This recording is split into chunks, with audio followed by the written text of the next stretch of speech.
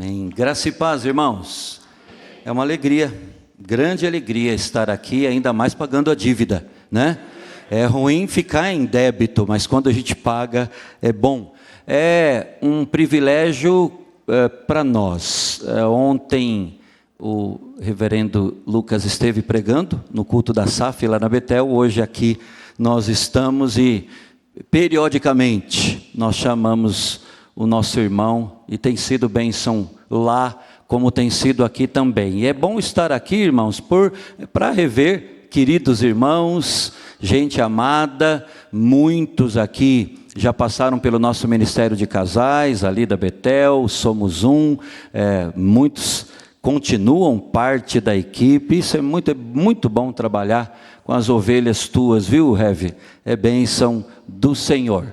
Vamos, irmãos, abrir a palavra do Senhor em Gênesis 45. Gênesis, capítulo 45.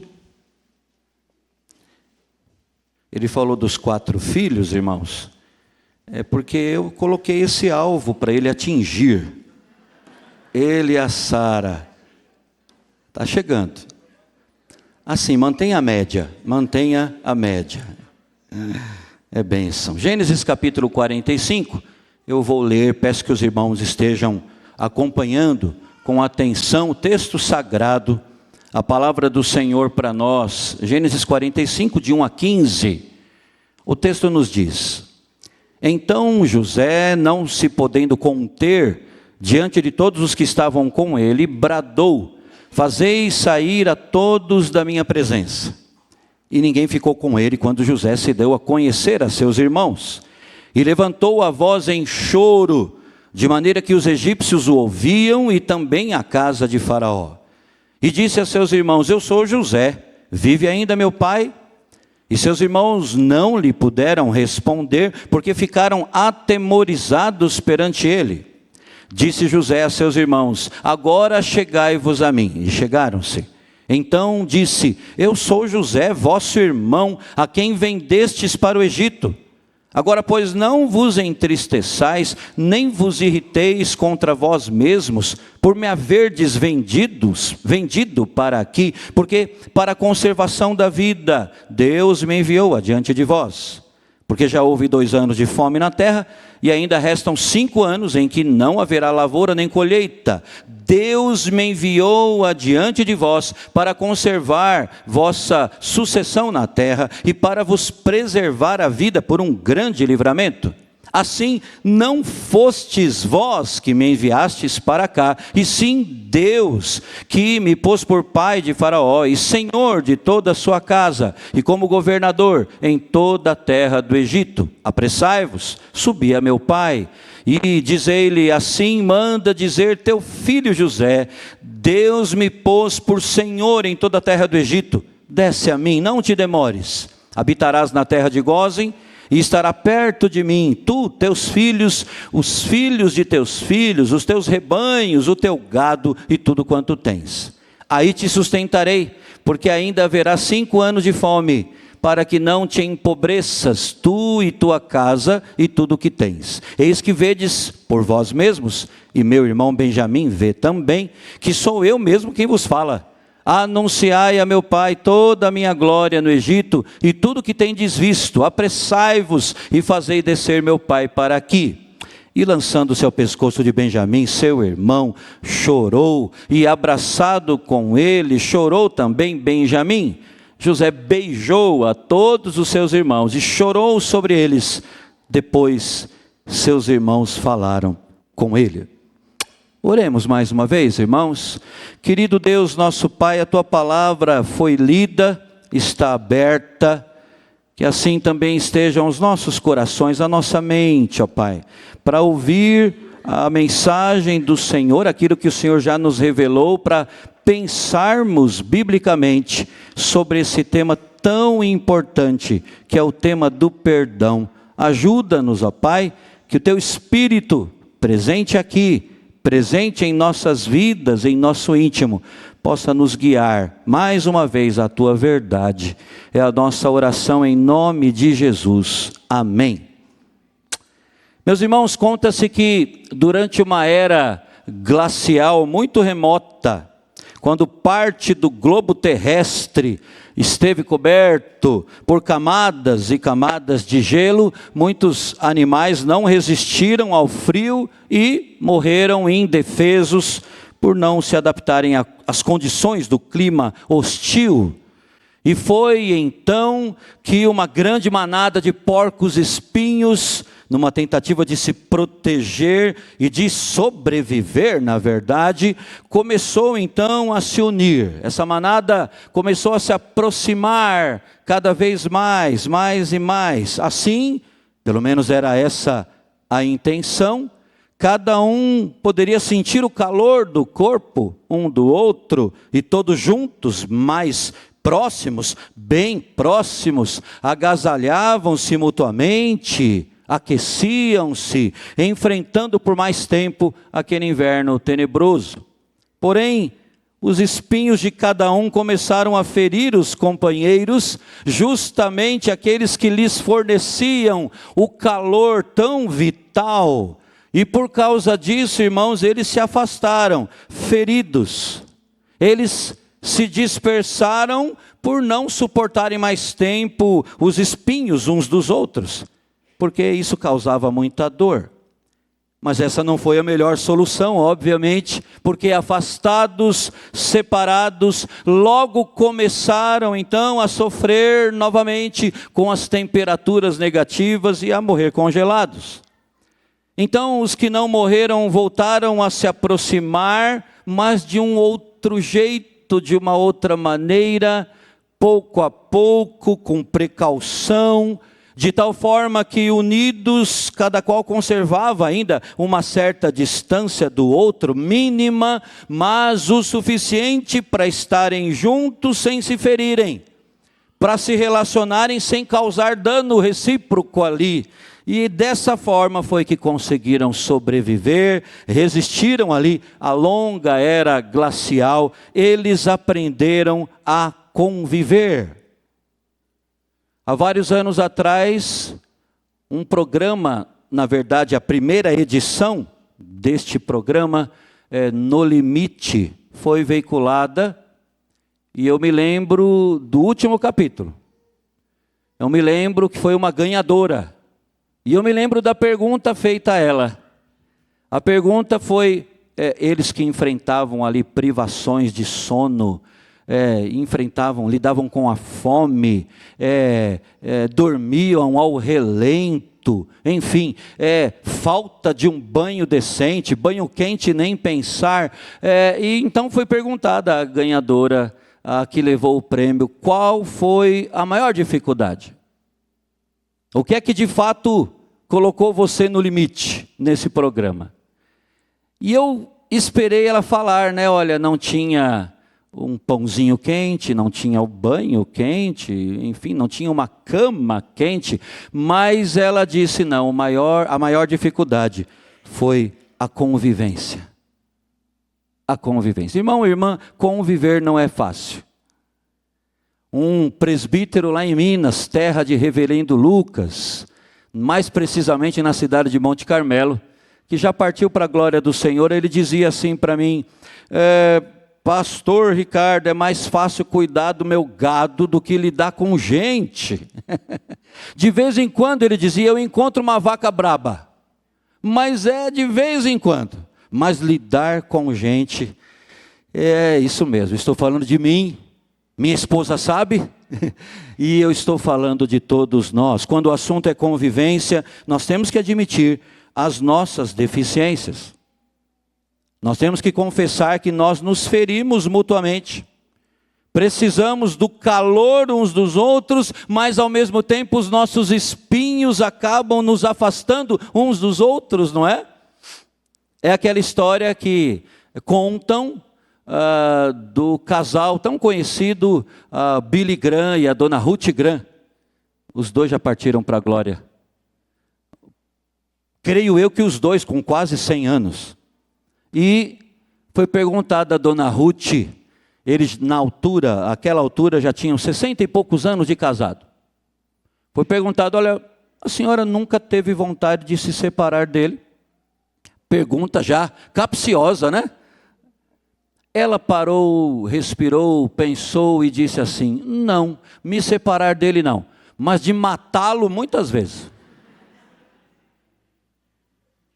Irmãos, a arte de conviver, um dos grandes desafios mesmo. E nessa arte da convivência, irmãos, nós precisamos enxergar que uma grande questão é justamente a questão do perdão, ou a falta dele.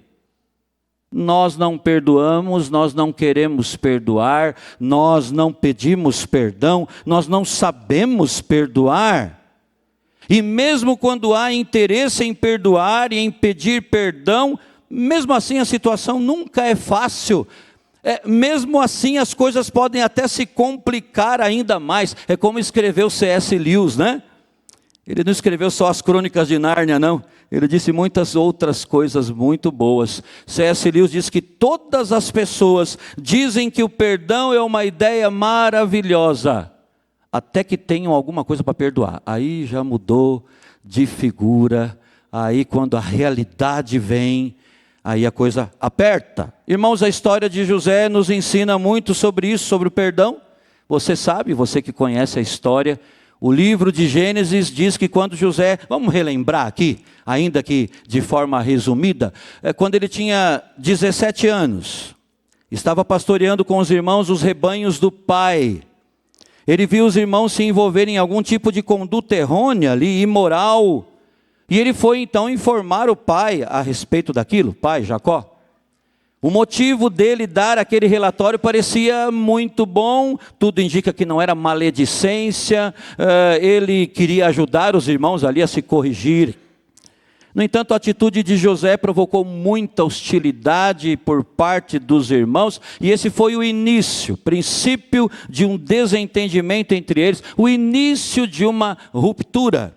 Mas não podemos esquecer do outro fator que, vamos dizer assim, preparou o caminho para que José fosse mal interpretado. A predileção de Jacó, o seu pai, por ele. Isso nunca poderia dar certo, não é? Infelizmente Jacó nutria sentimentos especiais por ele, por José. Diz o texto com todas as letras, vamos lembrar, que amava Jacó, amava mais a José que a todos os seus filhos, uma postura errônea. E esse favoritismo ficou muito claro quando ele mandou fazer uma túnica, irmãos. Uma certa irmã chegou para mim e falou: pastor, e aquela história da túnica? Né? É verdade. Mas ele mandou fazer uma túnica especial para José. Diz o texto sagrado que era com mangas longas e até os tornozelos, diferente da túnica normal de um trabalhador, diferente até da túnica que era usada pelos seus irmãos. Pense nisso. Eu creio, irmãos, que só a visão daquilo já amargurava o coração deles. E o resultado, obviamente, foi inveja, foi ira, intriga, inimizade, ódio instalado dentro ali da casa, dentro ali da família. E o interessante, irmãos, é que José não fez nada de intencional para provocar os irmãos, mas ainda assim eles alimentaram cada vez mais uma atitude negativa a seu respeito. E eu creio que a gente tem uma lição logo de início aqui. Quando uma pessoa alimenta uma disposição mental negativa sobre alguém, que pode ser alguém próximo, pode ser da família, essa pessoa perde a objetividade. É como se ela ficasse cega. Ela não enxerga a realidade mais, a ponto de não conseguir enxergar qualquer coisa positiva, qualquer aspecto positivo na vida daqueles que o cercam, na vida daquele que é o objeto, o alvo da sua ira. E foi o que aconteceu ali com os irmãos de José. Eles já tinham cegado. Ao invés de acreditarem no melhor, ao invés de crerem no que era positivo, eles optaram por crer no pior a respeito de José. É como se a amargura tivesse tomado conta deles. A amargura, que você sabe, não preciso nem dizer, é sinal, é sintoma de falta de perdão. É o resultado direto da ausência do perdão. A amargura que se instala no íntimo de uma pessoa, que vai agasalhando, que vai alimentando o rancor, o ressentimento, e aí raízes de amargura brotam, deixando já de ser raízes, né? E estragando e destruindo a vida da pessoa e de quem convive com ela. Viver com um amargurado. Eu não sei qual que é a experiência mais difícil. Se é o próprio amargurado lidar com a sua amargura e não dar os passos bíblicos para resolver isso, ou quem convive com o amargurado. Mas a coisa desandou mesmo quando José teve alguns sonhos. E ele foi contar para os irmãos e para o pai. Vocês se lembram disso? Os sonhos, para resumir, mostravam José numa posição elevada, de superioridade em relação aos irmãos, em relação ao próprio pai.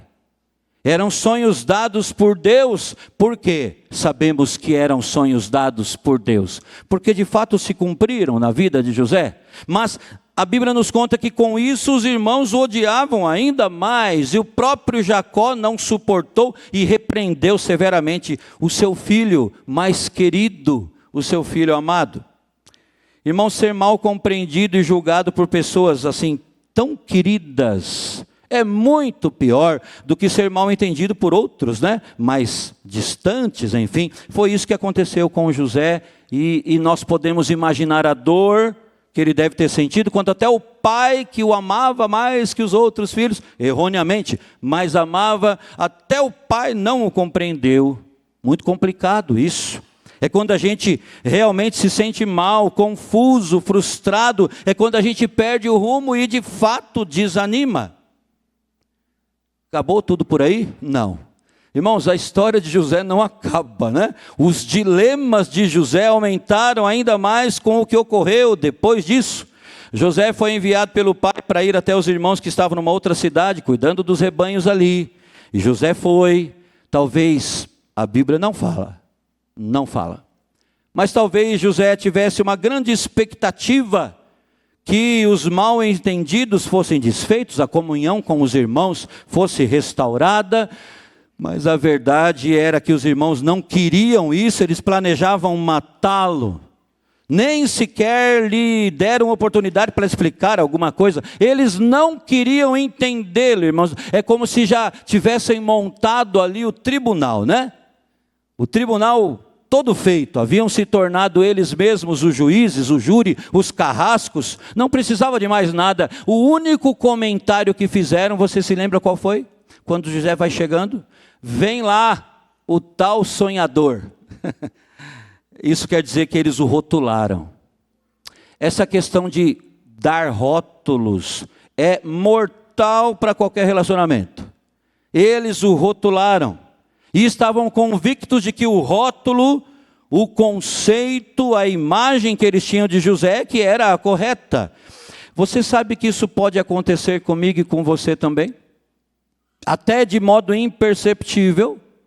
Muitas vezes nós não queremos entender o outro, parece que a nossa cabeça já está feita, nada que for dito vai fazer com que nós mudemos de ideia. Parece que a dor, a mágoa é tão grande que não existe espaço para mais nada. E irmão e irmã, isso é trágico. E como consequência, diz a Bíblia, que José acabou sendo vendido como escravo por uma caravana que ia para o Egito. Deus não permitiu que ele fosse morto, porque era essa a intenção da maioria dos irmãos, pelo menos. Mas agora ele estava só, longe da família, numa terra distante, vivendo como escravo. E se nós fôssemos ainda mais longe na vida desse homem, nós veríamos que lá no Egito, trabalhando na casa de um oficial de Faraó, ele novamente foi mal interpretado. A esposa do seu patrão quer se deitar com ele. Isso hoje seria chamado do quê? De assédio. Ele não cede. Uma história mentirosa é inventada, ele acaba na prisão. E talvez José tenha pensado assim, irmão e irmã, Senhor, de novo não. A palavra de Deus silencia a respeito disso, né? Dos sentimentos, dos pensamentos de José, mas eu creio que foi uma sensação horrível, um misto ali de emoções, de pensamentos, a mente girando literalmente, mas notem aqui que não existe evidência alguma de que José tenha reagido erroneamente, de que ele tenha reagido com amargura, de que ele tenha tido o coração tomado pela ira e de que ele tenha abrigado no seu íntimo o desejo de retalhar. Tinha muitos motivos para isso, mas não. O que a Bíblia diz em mais de um lugar é como que apontando uma dinâmica sempre presente na vida deste homem, é que o Senhor era com José. O Senhor era com José. Depois de algum tempo a fome imperava no mundo, você também deve se lembrar disso. E antes da situação ficar insustentável ali, José foi usado por Deus para armazenar muita comida, armazéns e mais armazéns são enchidos até o topo, e gente de todos os cantos da terra foi ao Egito atrás de comida, inclusive os irmãos dele, e nesse ínterim é que José, chegamos ao capítulo 45, texto lido, José reconhece os irmãos, não é a princípio reconhecido por eles, e por fim, ele se dá a conhecer, diz o texto que ele se declara, né? Eu sou o irmão que vocês abandonaram, que vocês venderam. E o texto afirma que os irmãos passaram a temer extremamente, pensando que agora o caldo havia entornado, agora eles iriam retalhar, eles iriam devolver, ele iria se vingar. Mas diz a Bíblia que José faz o quê? Ele perdoa. José supera a ofensa recebida, que de fato existia, o mal que lhe foi dispensado. Como é que ele conseguiu fazer isso? Bem, o Senhor era com ele. A graça do nosso Deus o capacitou a perdoar. Mas a pergunta, irmão, segue. Como? E eu creio que a gente pode aprender algumas lições, bem objetivas, mas lições que foram essenciais para mim, na minha caminhada, espero que seja na sua também, sobre o desafio do perdão, sobre o que é que significa perdoar, biblicamente falando, como Deus quer, sobre o que é que está como que embutido no combo do perdão. Primeiramente, nós vemos aqui, podemos notar aqui que perdão envolve luta. Perdão envolve luta. Irmão e irmã, perdoar significa lutar. O texto que lemos nos versos 1 e 2 mostra como foi que isso aconteceu com José. Diz que José, não se podendo conter diante de todos os que estavam com ele, bradou: fazei sair a todos da minha presença. E ninguém ficou com ele quando José se deu a conhecer a seus irmãos. E diz mais: e levantou a voz em choro, de maneira que os egípcios o ouviam e toda a casa de Faraó. Eu pergunto a você, por que é que José chorou? José chorou, creio eu, porque ele estava lutando. Ele estava lutando contra ele mesmo, contra a sua própria natureza pecaminosa. Ele chorou porque ele estava lutando. Sem nenhuma dúvida podemos dizer que o choro de José era o som de um homem querendo e aprendendo a perdoar. As lágrimas dele eram resultado de uma tremenda luta contra as lembranças ruins afloradas ali, contra as lembranças dolorosas que ele já carregava já há vários anos. Perdoar envolve luta, irmãos. O perdão é fruto de lágrimas. Não é fruto de um arrepio que eu e você sentimos, e só se então sentimos para agir dessa forma. Perdão envolve luta. A história da holandesa Cornélia Boom, talvez você já conheça, ilustra com propriedade o que a gente está falando aqui. Ela e a sua família pertenciam à igreja reformada holandesa. Cornélia foi presa por abrigar judeus quando os nazistas invadiram a Holanda em maio de 1940. Nós estamos em maio de 2015, faça a conta aí. 75 anos atrás? É isso? Pois bem, durante a Segunda Grande Guerra, E ela foi levada ao campo de concentração ali da Alemanha, em Ravensbrück. E nem é preciso dizer, né, irmãos, o quanto ela sofreu ali.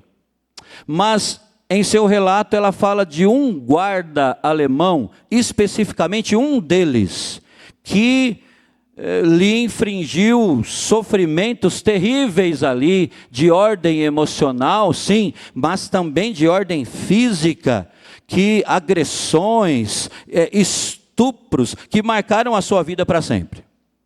Anos se passaram, Deus poupou a vida dessa nossa irmã, e anos mais tarde, na Alemanha do pós-guerra, depois de um encontro onde ela tinha palestrado, testemunhando da fé em Cristo, enquanto algumas pessoas conversavam com ela, ela viu que foi se achegando um homem, e quando ele chegou mesmo e se postou à frente dela, ela reconheceu. Era aquele mesmo guarda, aquele mesmo homem, que se aproximou e ali estava à sua frente. E as poucas palavras que ele, no meio de lágrimas, pôde expressar, foi um pedido de perdão. E num clarão de reconhecimento, eu fico pensando, pensa nisso, né? Em alguns segundos que mais pareceram ali minutos, sei lá, horas, as memórias foram acessadas, e ela se lembrou da dor, da angústia, da prisão, provocadas por aquele homem. E ela se lembrou das feridas emocionais, ela se lembrou da violência física que ela sofreu, e se lembrou depois, também do depois, né? Dos anos de angústia que ela teve que lidar posteriormente. Aquele homem, seu algoz, estava ali à sua frente, pedindo-lhe perdão. O que é que você faria?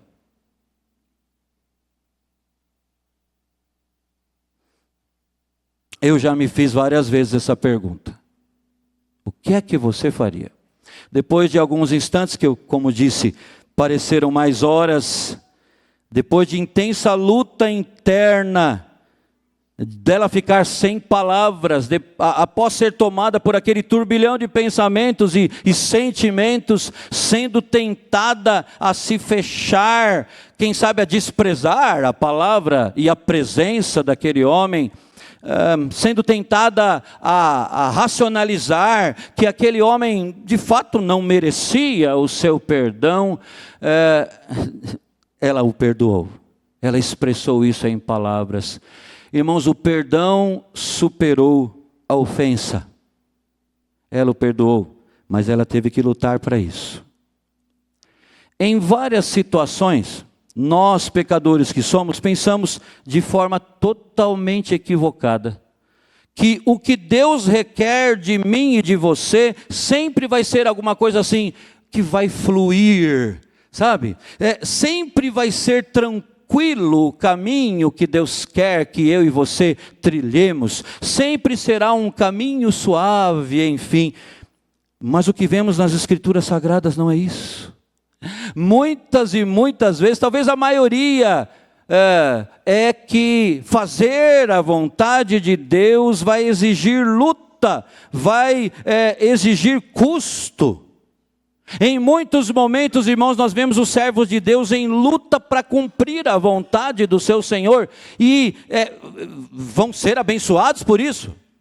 Todas as vezes que eu e você lutarmos para não fazer a nossa vontade, mas a do Pai, vai ser custoso, como diz lá na terra do pastor mais uma vez, mas nós seremos tremendamente abençoados, só que a gente esquece de que é através de luta. Irmão, irmã, perdão envolve luta. Mas seguindo o contexto, também aprendemos com a postura de José aqui, que perdão requer iniciativa do ofendido. Vejam aqui os versos 3 e 4. E disse a seus irmãos: eu sou José, vive ainda meu pai? E os seus irmãos não lhe puderam responder, porque ficaram atemorizados perante ele. Disse José a seus irmãos: agora chegai-vos a mim. E chegaram-se. Então disse: eu sou José, vosso irmão, a quem vendestes para o Egito. Fica claro aqui que a iniciativa foi do ofendido. Foi José que abriu o jogo, que escancarou tudo.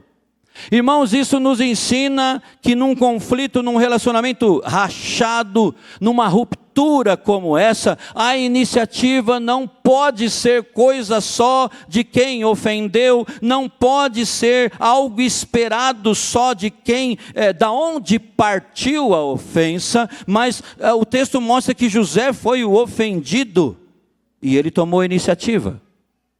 Olha aqui para os versos 14 e 15. E lançando-se ao pescoço de Benjamim, seu irmão, chorou. E abraçado com ele, chorou também Benjamim. José beijou a todos os seus irmãos e chorou sobre eles. Depois os seus irmãos falaram com ele. Depois, a iniciativa, nitidamente, a intenção nasceu com José. Ele é, humanamente falando, me entendam aqui, o sujeito da ação. Esse é o relato daquele que foi destratado, daquele que foi traído, daquele que foi vendido como escravo, oferecendo perdão. O nosso Senhor Jesus disse que a coisa deve funcionar desse jeito mesmo. Somos nós que ou fingimos que esse texto não existe, ou a gente despreza, deixa de lado, enfim. O que é que Jesus disse a respeito? Se o teu irmão pecar contra ti, o que é para fazer? Vai arguí-lo, vai você. Vai arguí-lo entre ti e ele só. Segundo a NVT, Nova Versão Transformadora, se um irmão pecar contra você, fale você com ele em particular. Outras traduções dizem, se o teu irmão te ofender, quando isso acontecer, eu devo ir a quem pecou contra mim, dizer-lhe em particular o que ele fez. Irmãos, esse é o primeiro passo. Passo bíblico, mas vamos combinar aqui, vamos ser sinceros, um passo que muitas vezes nós não damos. O passo bíblico, e é o primeiro passo na resolução de problemas entre pessoas, seja entre crentes e descrentes, problemas dentro da família. Nós devemos entender, irmãos, qual tipo de pecado ou ofensa Jesus está abordando aqui nesse texto. Eu creio que não é uma licença para que nós nos tornemos assim litigiosos, sabe? Lidando dessa forma todas as vezes que algo incômodo surgir e nos atingir. A Bíblia diz, a mesma Bíblia, que o amor cobre multidão de pecados. Significa que eu não preciso iniciar esse processo de reconciliação a cada vez que o meu irmão, ou a cada vez que alguém próximo, ou que não seja próximo, enfim, a cada vez que alguém me aborrecer, a cada vez que alguém me desagradar, ou me irritar, assim de forma mínima e insignificante. Não. As ofensas pequenas, diz a Bíblia, devem ser relevadas. Se o meu irmão me dirigir uma ofensa pequena, eu devo pedir graça ao Senhor, eu devo amortecê-la, eu não devo fazer uma tempestade num copo d'água. Os pecados e as ofensas que Jesus tinha em mente aqui eram os de maiores consequências, irmãos, e nesses casos a iniciativa de quem ofendido, de quem foi ofendido, de quem foi magoado é essencial, nos ensinou o nosso mestre. E aqui cabe também uma outra consideração. É importante nós distinguirmos entre ofensa cometida de fato e ofensa recebida. Para isso aqui eu até utilizo os argumentos do R.C. Sproul no comentário dele de Mateus. Uma coisa é a ofensa cometida, outra coisa é a ofensa recebida. Se eu proferir um insulto, uma calúnia ou uma mentira contra qualquer um de vocês aqui, eu certamente cometi uma ofensa.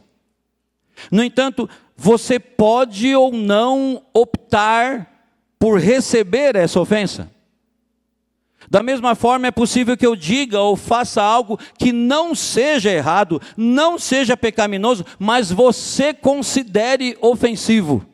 E nesse caso eu não cometi uma ofensa contra você, mas você escolheu receber aquilo que não foi um pecado meu como sendo uma ofensa. E aí? Está vendo como é difícil, como é mais fácil cuidar do gado do que lidar com pessoas?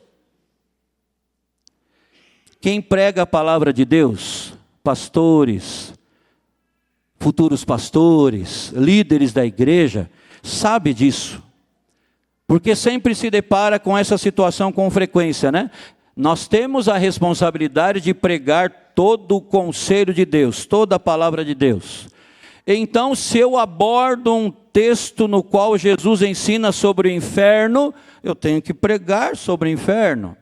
Mas parece que sempre que a gente prega sobre o inferno, sobre outro tema que não é tão palatável, as pessoas se incomodam. Algumas chegam até a dizer assim: olha, mas a sua mensagem me ofendeu. Veja aí, essa é uma ofensa recebida, mas não é uma ofensa cometida, porque não é pecado proclamar todo o conselho de Deus, a verdade de Deus com precisão. Na verdade, eu estaria pecando contra Deus e todo pregador, e ofenderíamos a Cristo, se nós não fizéssemos isso. Então, irmãos, o que é que isso tudo nos ensina? Que nós precisamos pedir sabedoria a Deus para distinguir entre ofensa cometida e ofensa recebida. Em outras palavras, será que nós fomos ofendidos mesmo, de fato, com o que houve? Ou o que aconteceu foi que nós lidamos com aquilo, nós recebemos aquilo que não era ofensa como sendo uma ofensa? Agora, se de fato uma ofensa foi cometida, e isso deve ser avaliado à luz das Escrituras, se de fato um pecado foi cometido, não à luz do que eu acho, ou do que você acha, mas à luz, repito, das Escrituras Sagradas, aí sim nós devemos seguir os passos de Cristo no texto de Mateus, e devemos tomar a iniciativa.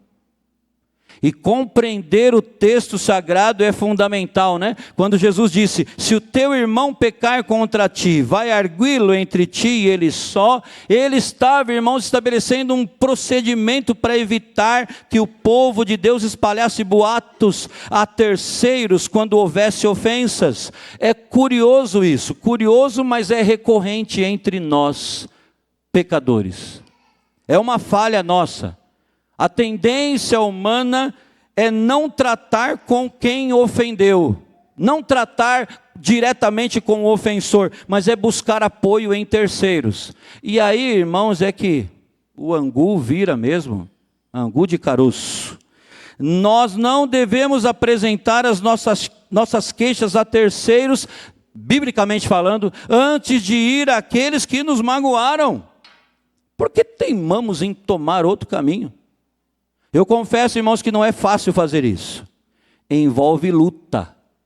Mas é o caminho de Deus. Se alguém me machuca de modo assim significativo, ofensa real, eu sinto uma enorme tentação de, ao invés de ir ter com ele, eu procurar fazer uma aliança, é quase isso, né? Com outros, para que me apoiem e comecem a falar comigo contra o outro, sem eles entenderem o que houve de fato. Olha a dinâmica que se inicia, faz parte da natureza humana, infelizmente, evitar o confronto, buscar apoio, mas esse não é o caminho de Deus. Jesus nos aponta um outro caminho. A maneira cristã, bíblica de lidar com uma ofensa real é ir até a pessoa que cometeu a ofensa, e sem exageros, né, irmão? Porque também a forma da gente fazer isso, né? Pode pôr tudo a perder, né? Eu já aconselhei, como pastor Lucas, com certeza, irmãos que estavam numa situação como essa, de litígio, de contenda, de conflito, e a pessoa foi, olha, deu o passo bíblico, mas ela chegou lá e já começou falando tudo errado, e aí foi pior. Não. Sem exageros, com humildade, A Bíblia fala assim, se alguém for surpreendido em alguma falta, vós que sois espirituais, corrigiu, olha aí o confronto, mas corrigiu com espírito de brandura, e guarda-te para que não sejas também tentado.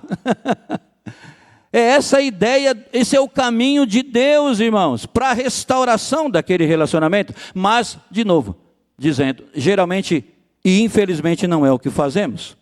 Nós colocamos toda a responsabilidade sobre quem nos ofendeu, na pessoa ou pessoas que agiram errado contra nós, como que nos isentando de qualquer ônus nesse processo.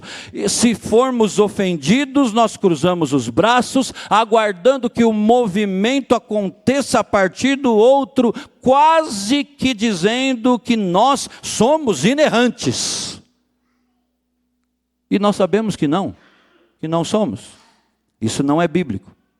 Como nós precisamos ser mais bíblicos, não é, irmãos? Nessa questão, em tudo e também nessa, agindo como Deus manda, como Deus quer, não segundo os nossos corações que são duros, que são resistentes.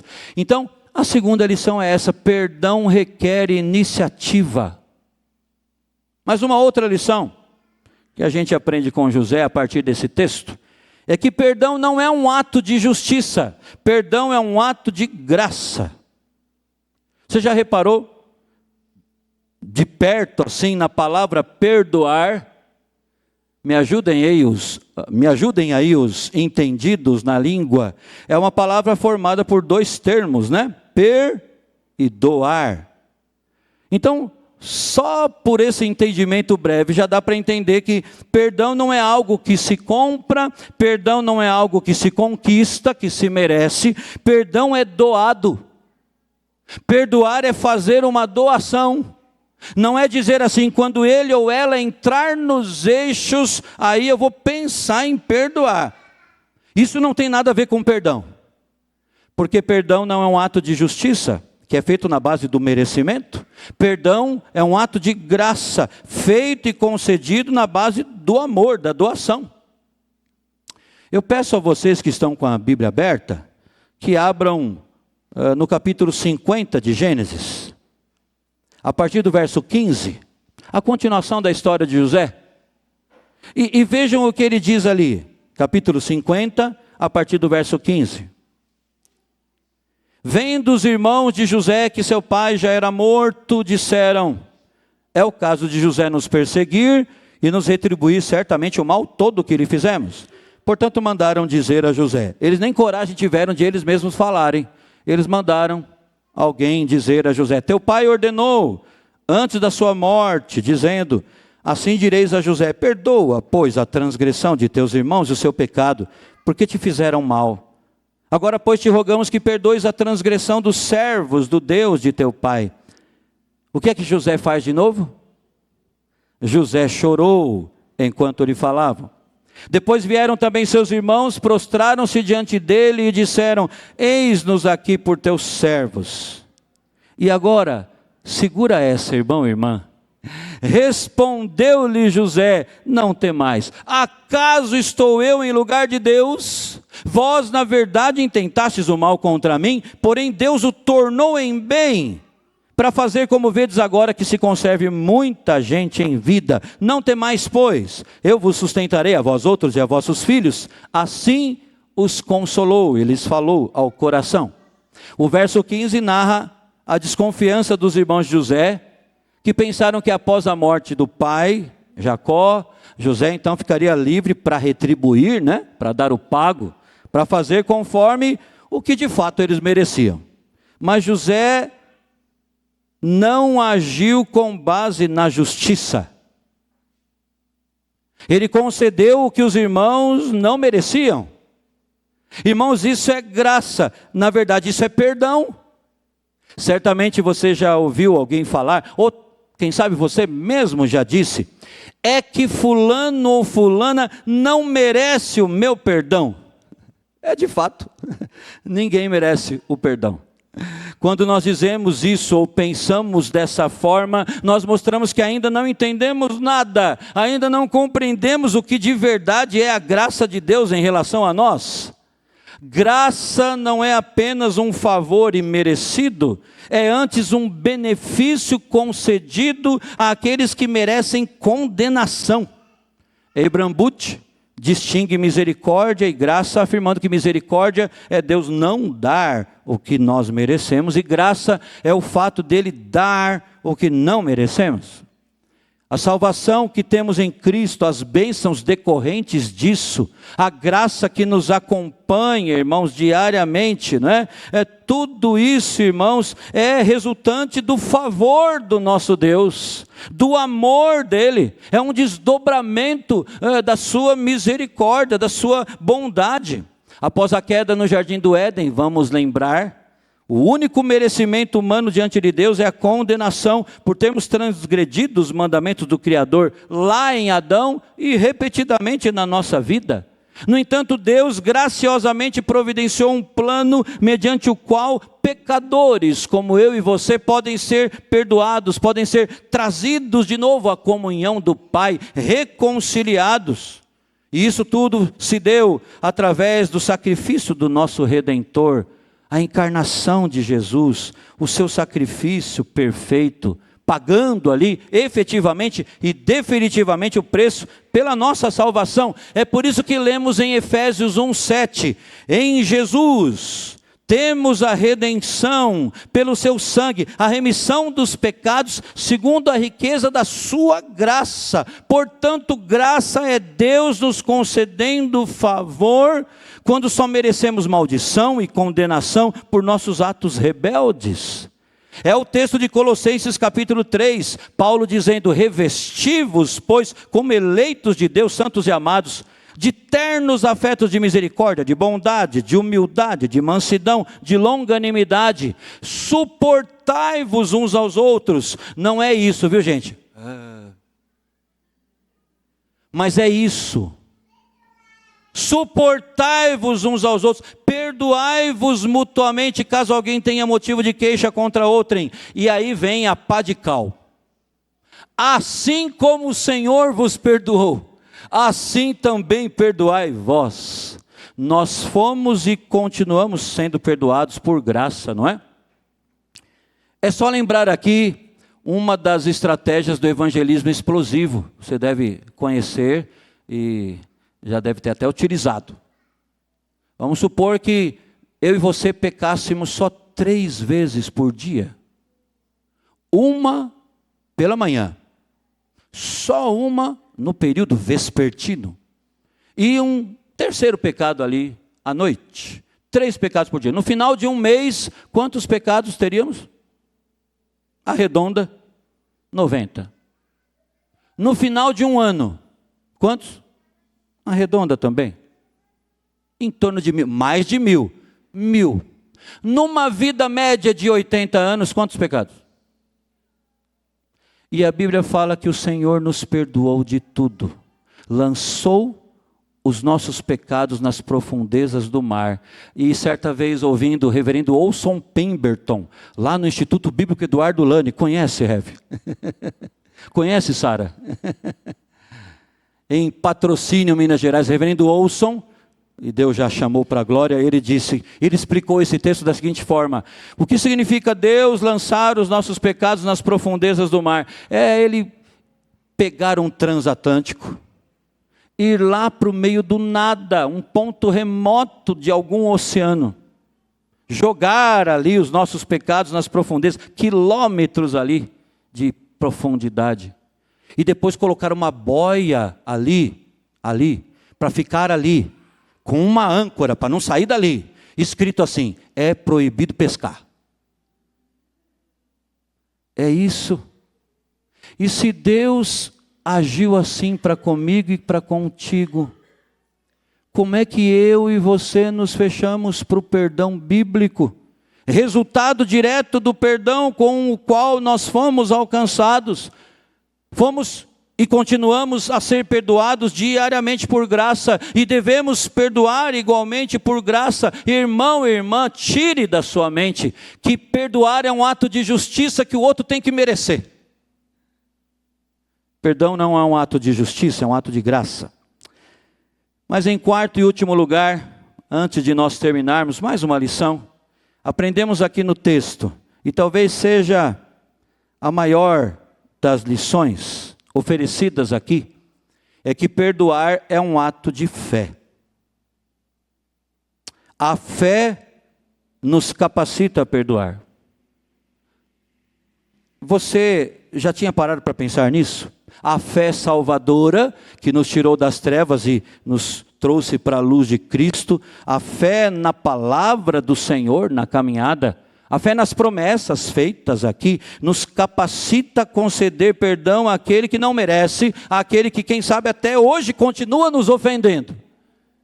Geralmente, nós não associamos fé aos nossos desentendimentos ou à necessidade de perdão, né? Geralmente nós não juntamos esses conceitos, o conceito de fé aos nossos conflitos. Parece que fé não tem muito a ver com ofensa. Fé não tem muito a ver com o coração carregado de ressentimento. Mas a Bíblia diz que tem. A fé verdadeira em Cristo é que nos oferece a base para o perdão, irmãos. Voltando os olhos novamente lá para o capítulo 45 de Gênesis, nós podemos ver qual era a compreensão que José tinha sobre tudo o que os irmãos lhe haviam feito. Os versos 5 a 8, Gênesis 45 a partir do verso 5. Agora não vos entristeçais nem vos irriteis contra vós mesmos por me haverdes vendido para aqui, porque para a conservação da vida Deus me enviou adiante de vós. Irmãos, isso é fé.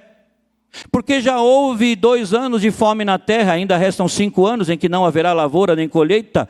Deus me enviou diante de vós pela segunda vez, para conservar vossa sucessão na terra e para preservar a vida por um grande livramento. Assim não fostes vós que me enviastes para cá, e sim Deus que me pôs por... Terceira vez, não é possível. Perdoar, irmãos, é ter fé. Perdão é um ato de fé. Longe de guardar rancor, longe de dizer que perdoava, mas no coração abrigar a amargura, José compreendeu por um ato de fé, coisa de crente. É um gesto e uma reação de gente crente. Ele compreendeu que Deus estava por trás de tudo. Nós cantamos, e como é fácil, né? Cantamos acerca do Deus soberano. Nós somos conhecidos como reformados presbiterianos por aqueles que sustentam esse ensino bíblico, essa doutrina da soberania de Deus em tudo, até mesmo na salvação. Mas quando a questão é perdoar, parece que a gente quer pinçar a soberania de Deus e deixa, não, Senhor, agora não. Ele compreendeu que Deus estava por trás de tudo. O raciocínio dele era bem simples, até de modo surpreendente. Ele pensou, quem agiu com más intenções em relação a mim, foram meus irmãos. Quem me vendeu para os ismaelitas como um escravo, foram eles. Quem mentiu para o meu pai, dizendo que eu havia morrido, fazendo meu pai sofrer por anos e anos e anos, eles. Mas na verdade, quem foi que me enviou para o Egito? Não foram eles, foi Deus. Deus, irmãos, é uma perspectiva teocêntrica da vida, que trouxe maturidade para esse homem e que o capacitou a perdoar. Uma das coisas fundamentais na história de José é a sua capacidade de relacionar tudo à sua volta à vontade de Deus, ao plano de Deus. Por exemplo, quando ele foi tentado pela esposa de Potifar, ele entendeu que ceder às propostas dela seria pecar contra Deus. Capítulo 39 de Gênesis. Quando ele foi colocado no cárcere, diante da possibilidade de ouvir ali os sonhos do copeiro e do padeiro-chefe, ele disse, porventura não pertencem a Deus as interpretações? A mesma coisa ele disse a Faraó, quando foi levado à presença dele, Deus. Quando os seus filhos nasceram, já ali no Egito, portanto, ele interpretou o nascimento deles como atos da intervenção de Deus. E ele deu nome a um filho de Manassés. Você se lembra o que significa Manassés? Deus me fez esquecer. E a outra ele deu o nome de Efraim. Deus me fez próspero aqui. Como nós já vimos, quando José se revelou aos seus irmãos, ele disse categoricamente, claramente, não foram vocês que me enviaram para cá. Foram vocês que me venderam. Foram vocês que quiseram o meu mal, mas não foram vocês que me venderam para cá. Foi Deus.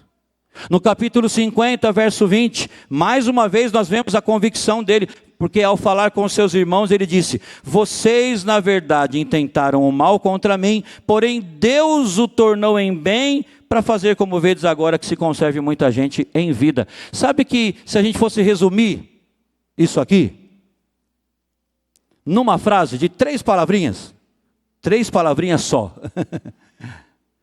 José era crente, irmãos. Foram 4. José era crente, e a perspectiva dele sobre a vida, sobre as suas experiências, boas ou nem tanto, era completamente teocêntrica. José é alguém cuja perspectiva de um Deus soberano fazia parte do seu dia a dia, até mesmo nas coisas ruins. Ele não tirava Deus, nunca fez isso, a Bíblia nunca demonstrou isso, que ele tentou tirar Deus daquilo que lhe causou dor. É aquela história contada num livro. Um pastor norte-americano foi fazer visita para sua ovelha que estava internada. Entrou lá no hospital, subiu ao quarto, e a primeira coisa que o pastor disse à sua ovelha ali no leito foi o seguinte: olha, eu quero te dizer, antes de qualquer coisa, que Deus não tem nada a ver com o que você está passando. Sabe aquela ideia de que as coisas ruins não têm as digitais de Deus? Como é que eu lido então com a soberania do meu Senhor? Não é que Deus quer que soframos, mas no plano, nos desígnios eternos dele, muitas vezes ele reserva isso para mim e para você. Você se lembra quando é que foi que você mais orou na vida? Você se lembra daqueles momentos que você mais se viu, se enxergou como crente? Foi justamente em momentos assim. A visão de José era essa, irmãos, teocêntrica, e foi isso que o sustentou não apenas nos dias de angústia, mas também o guardou contra o orgulho e a soberba ali nos dias de êxito e de glória. Deus quer que saibamos que Ele está encarregado de todos os eventos da nossa vida, sem exceção. Ele é o soberano. É por isso que o crente, quando perde alguém que partiu com Cristo, na verdade essa expressão está errada, porque a gente só perde quando não sabe onde está, né? Mas quando parte alguém nosso querido, mas parte com Cristo, sabe o que o crente faz?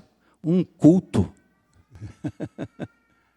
em que ele vai derramar lágrimas, porque ele está sentindo já a saudade, mas ele presta culto a Deus. É coisa de gente crente enxergar a vida, o mundo ao redor, não com os olhos humanos, mas de forma teocêntrica, irmãos. Foi a perspectiva teocêntrica da vida em geral, que trouxe maturidade a José, e essa maturidade foi revelada aqui claramente na concessão do perdão aos irmãos dele.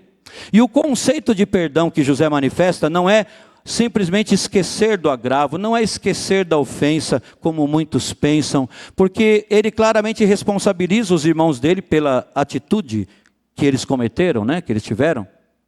O conceito do perdão que José tinha é o conceito do perdão do próprio Deus.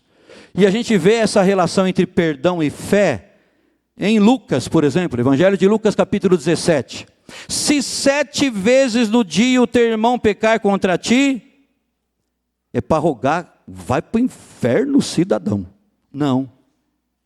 Se 7 vezes no dia o teu irmão pecar contra ti, 7 vezes vier contigo dizendo, eu estou arrependido, perdoa-lhe. Sabe o que vem a seguir? Os apóstolos se dirigiram para Cristo e disseram assim, fizeram um pedido: Senhor, aumenta-nos a fé. Olha o que eles pediram. O assunto ali era perdão. E o que eles pediram? Aumenta-nos a fé.